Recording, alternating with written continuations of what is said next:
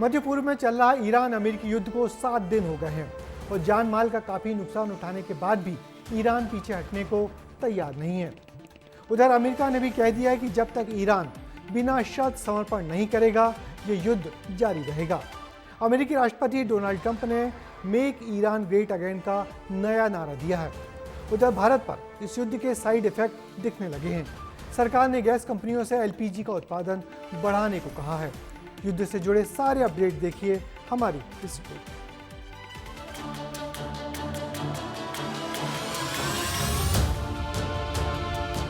रात के अंधेरे में आसमान में आग धधक रही है। ये आतिशबाजी किसी जश्न के लिए नहीं हो रही है। ये तस्वीरें हैं इजराइल की और ये आग ईरान की भड़काई हुई है। ईरान वर्सेस अमेरिका और इजराइल की जंग 7वें दिन भी जारी है और इस जंग में अब ईरान ने अपना अपना ब्रह्मास्त्र चला दिया है। ये आसमान में आग बरपा रही ईरानी क्लस्टर मिसाइल है। ये बैलिस्टिक मिसाइल होती हैं जिसका ओवरहेड लक्ष्य के पास जाने से कुछ देर पहले खुलता है और फिर छोटे छोटे बम कई जगह फैल जाते हैं।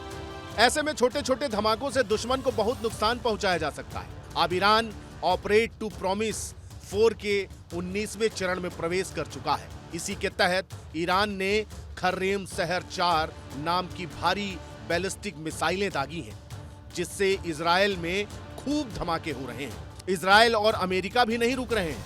अमेरिका ने ईरान के एयरक्राफ्ट हैंगर पर भी हमला किया है।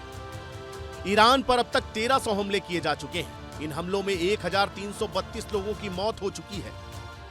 यहां तक कि इजराइल ने ईरान के 300 मिसाइल लॉन्चर तबाह किए हैं। मिडिल ईस्ट में चल रहे युद्ध से दुनिया भर में दहशत का माहौल है, क्योंकि ये जंग गोलाबारी बम बारूद से ज्यादा आगे बढ़कर अब दुनिया भर की अर्थव्यवस्था की कमर तोड़ रही है। भारत पर भी इसका असर पड़ सकता है और ये बात खुद रक्षा मंत्री राजनाथ सिंह ने मानी है।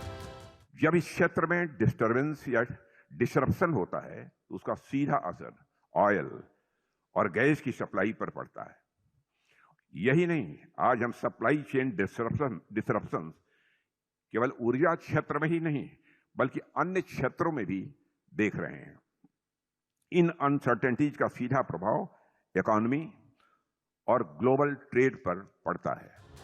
देश के रक्षा मंत्री अब ये बोल रहे हैं कि घड़ी संकट की है, अर्थव्यवस्था पर बुरा असर पड़ सकता है। भारत के लिए भी मुश्किल घड़ी है, सब बुरा हो रहा है। लेकिन इसी बीच एक राहत भरी खबर सामने आई है। रूस भारत को तेल सप्लाई कर सकता है और इसकी जानकारी खुद अमेरिका के ट्रेजरी सेक्रेटरी स्कॉट बेसेंट ने दी है।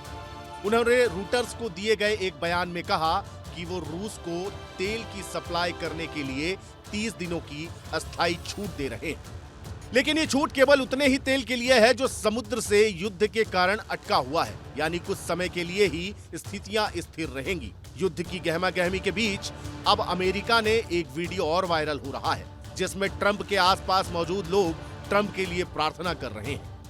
I pray for your grace and your protection over him. Yes. I pray for your grace and protection over our troops and all of our men and women serving in our armed forces. And Father, we just pray you'll continue to give our president the strength that he needs to lead our great nation. दरअसल इस प्रार्थना के पीछे भी बड़ी वजह है, जानकर हैरानी होगी, लेकिन इस युद्ध में अमेरिका हर रोज 8000 करोड़ रुपए खर्च कर रहा है। यानी पूरी दुनिया को टेंशन में डालकर ट्रंप अब खुद की टेंशन में आ गए हैं। लेकिन देखना अब ये होगा कि ये युद्ध कब तक चलता है। ब्यूरो रिपोर्ट, विस्तार न्यूज। वैसे अमेरिका में इस युद्ध को लेकर बहुत बेचैनी है। स्थानीय नागरिक इस खर्चीले युद्ध का बहुत विरोध कर रहे हैं। सीनेट में भी ट्रंप के इस कदम की आलोचना हो रही है, मगर अमेरिका मध्य पूर्व के इस युद्ध में शामिल होकर असमंजस में है। उधर ईरान पीछे हटने को तैयार नहीं है। इजराइल पर लगातार बड़े हमले हो रहे हैं, तो अमेरिका का हथियार भंडार भी तेजी से खत्म हो रहा है। ट्रंप की जिद ने पूरी दुनिया को परमाणु युद्ध के मुहाने पर ला खड़ा किया है। मिडिल ईस्ट में युद्ध हो रहा है और भारत में उसका शोक मनाया जा रहा है, विरोध हो रहा है। ईरान के सुप्रीम लीडर खामनेई की मौत के बाद आज पहली जुमे की नमाज थी।